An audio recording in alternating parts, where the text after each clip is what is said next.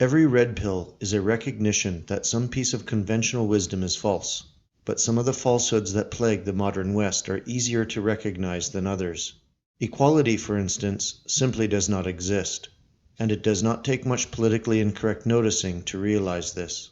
Multiculturalism is so objectively damaging to society that people only support it so long as its effects are hidden from them by the media.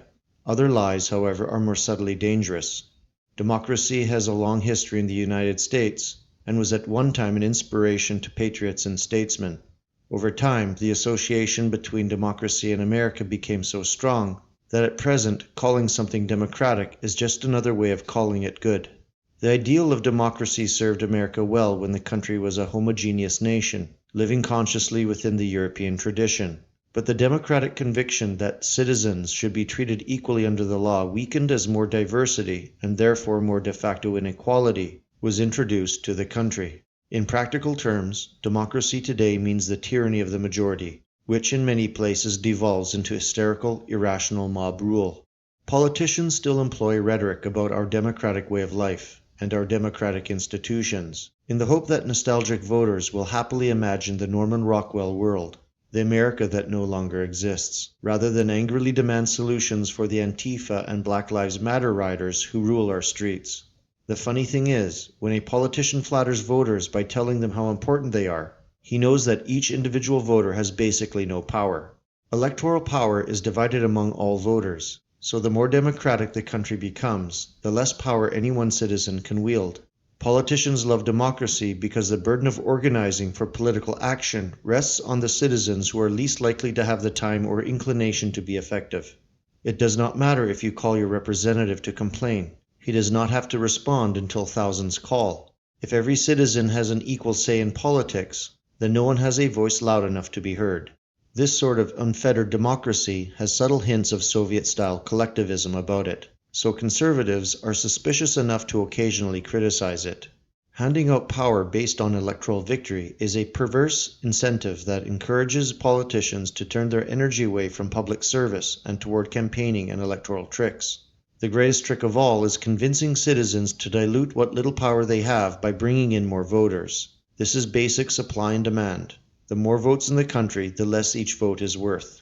The American political class has been slowly electing a new people through mass immigration and intentionally favoring the less intelligent and less politically sophisticated from the Third World to build an easily controlled populace.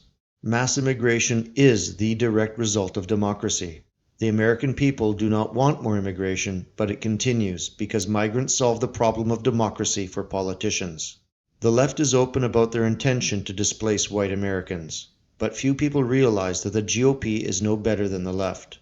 Occasionally, a clever Republican will acknowledge the left's plan for immigration, while promising that the GOP can outwit the Democrats by appealing to naturally conservative Hispanics. Do you see the trap laid out in plain sight? The GOP, no less than the East Germans and the Democrats, were willing to elect a new people. Think of the brazenness of it.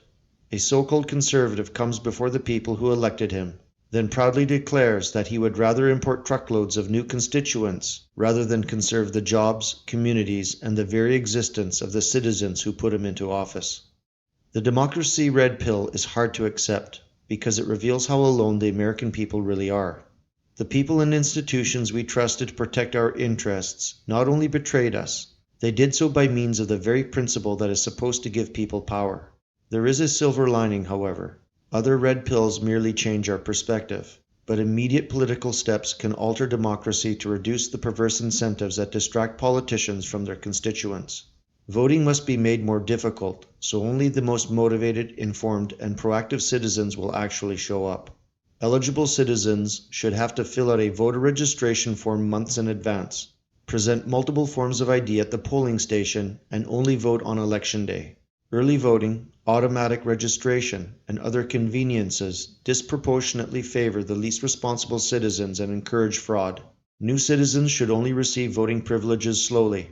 After earning citizenship, an immigrant should be required to wait 5 years before voting in any local election. 10 years for state, 15 years for national. This would create a disincentive for pandering to migrants and shift political energy back towards fulfilling the wishes of the historic American nation.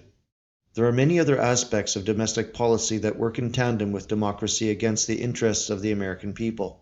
It is unlikely, however, that any changes to the democratic process will reverse the demographic shift that has been put in place. As more and more ethnic Europeans become disillusioned with the democratic process, the right-wing conservative movement will only gain more adherents, which, at some point in the future, will build our people an army in the dark.